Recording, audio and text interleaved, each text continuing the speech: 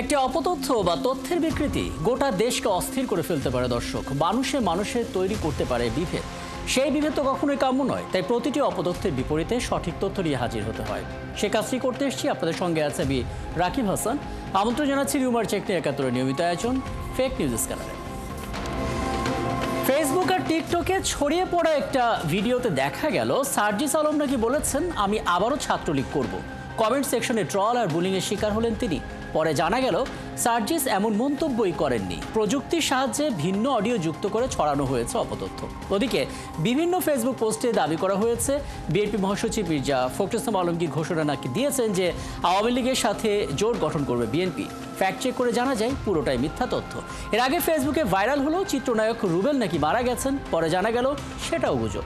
দর্শক, সংবেদনশীল এমন 5টি অপতথ্যের ফ্যাক্ট চেক আমার হাতে। শুরুতেই চলুন সেটা দেখে নিই, তারপর আলাপে যাব। বাঁচতে হলে আমাকে দল বদল করতে হবে, এমন শিরোনামে সার্জিস আলমের একটি ভিডিও ফেসবুক টিকটকে ছড়িয়ে পড়েছে। সেখানে দেখা যাচ্ছে তিনি বলছেন, আমি আবারও ছাত্রলীগ করব। তবে সত্যিটা সামনে আনলো ফ্যাক্ট চেকিং প্রতিষ্ঠান রিউমার স্ক্যানার। তারা জানায় এমন মন্তব্য সার্জিস আলম করেননি।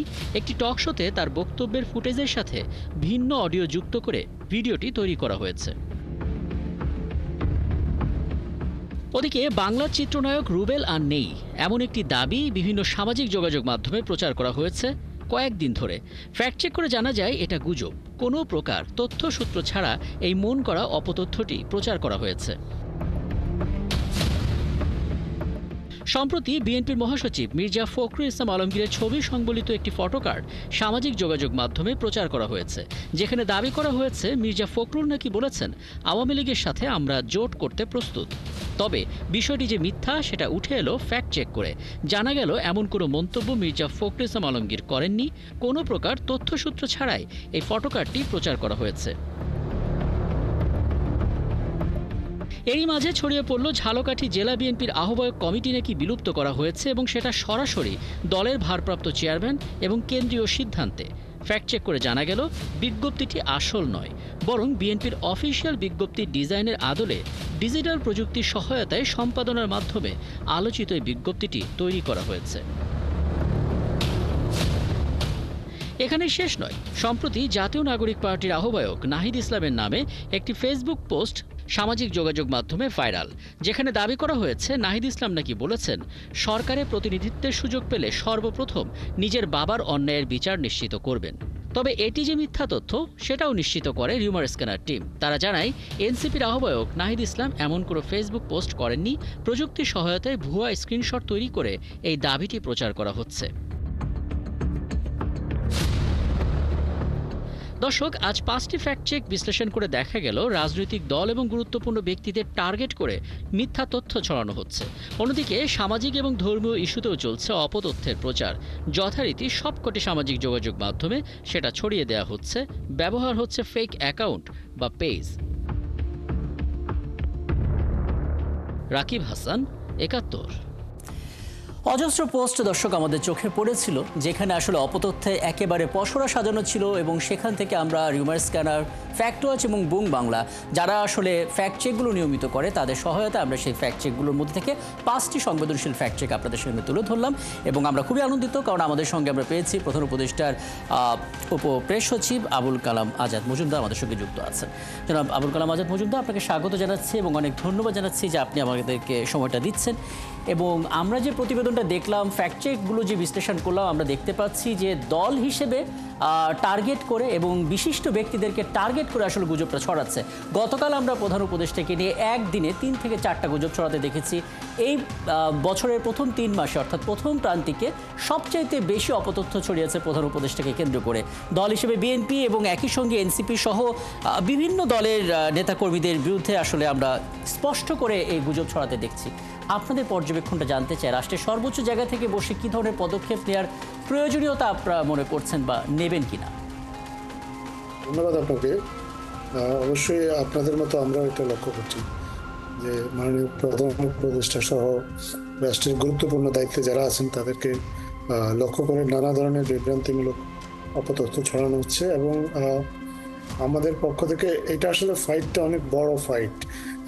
সামাজিক যোগাযোগ মাধ্যমে এত এত এত লোক এই এই অপতথ্যগুলো একজন দিলে সেটা আরো অনেকজন মিলে এমনভাবে ছড়িয়ে দেয় যে এটাকে আসলে ফাইট করা সরকারের একার পক্ষে কঠিন।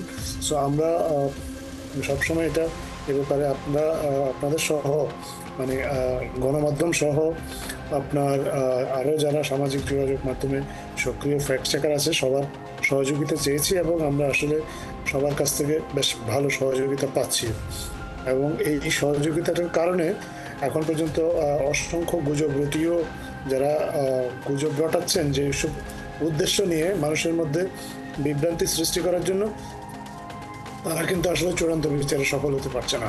তার কারণ হচ্ছে মানুষের মধ্যে আস্তে আস্তে সচেতনতা বাড়ছে, সরকারও মানুষের এই সচেতনতাটা বাড়ানোর জন্য কাজ করছে, পাশাপাশি আমাদের সচেতন জনগোষ্ঠী বা আমাদের গণমাধ্যম সংশ্লিষ্ট বা যারা আছেন তাদের মধ্যেও এক ধরনের সচেতনতা তৈরি হয়েছে, যার ফলে যারা বিভ্রান্তিকর প্রচারণা ছড়াচ্ছেন তারা খুব বেশি সফল হতে পারছেন না।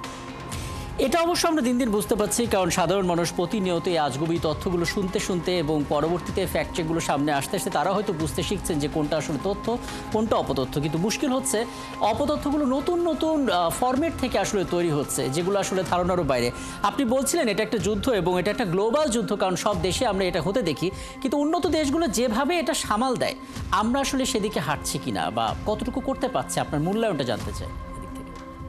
অবশ্যই আমরা তো সরকারের বিভিন্ন উইং থেকে আমরা এইগুলোকে কাউন্টার দেওয়ার চেষ্টা করছি। আমাদের প্রধান উপদেষ্টার কার্যালয় থেকে আমরা চেষ্টা করছি সঠিক তথ্যটা মানুষের কাছে তুলে ধরতে। আমাদের প্রেস ইনস্টিটিউট অফ বাংলাদেশ আছে, তারা চেষ্টা করছে। আবার আমাদের আইসিটি বিভাগ যারা আছেন সরকারের, তারাও একটা উদ্যোগ নিচ্ছেন এই বিষয়ে, যাতে করে আসলে একটা ফ্যাক্ট চেকিং টিম তৈরি করে তাদের মাধ্যমে এ ধরনের গুজবগুলোকে আসলে কাউন্টার দেওয়া যায়। সে বিষয়ে সরকারের যে সংশ্লিষ্ট দপ্তরগুলো আছে, যাদের যাদের সক্ষমতা আছে বা সুযোগ আছে, তারা কিন্তু সবাই কাজ করছেন। কিন্তু আমি আগেও আপনাকে বলেছি যে আসলে এই কাজটা সরকারের একার পক্ষে সম্ভব না।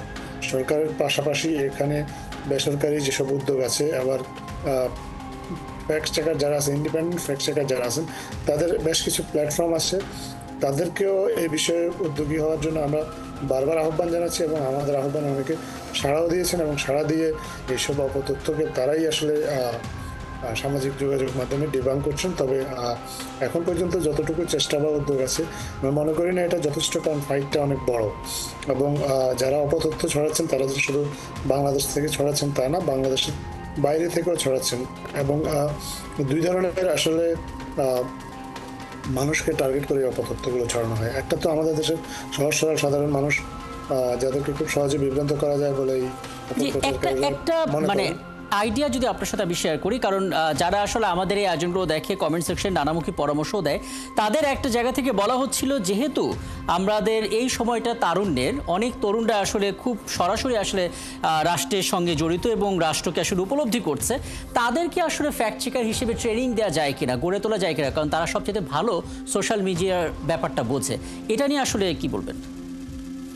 এই ট্রেনিং এর বিষয়েও আসলে আলোচনা হয়েছে সরকারের মধ্যে, এবং এই ট্রেনিং এর জন্য যে প্রয়োজনীয় বাজেট সেগুলো নিয়ে আলোচনা হয়েছে। আসলে চেষ্টাটা সামগ্রিকভাবে হচ্ছে, কিন্তু আমরা এটা এক্ষেত্রে আসলে সরকারি উদ্যোগের চেয়ে আসলে বেসরকারি উদ্যোগ বা স্বতন্ত্র উদ্যোগ যেগুলো, সেগুলোতে আর বেশি ফলাফল আসে বা সেগুলোর ফলে সাধারণ মানুষের কাছে সেগুলোর বিশ্বাসযোগ্যতাটা অনেক বেশি পায়।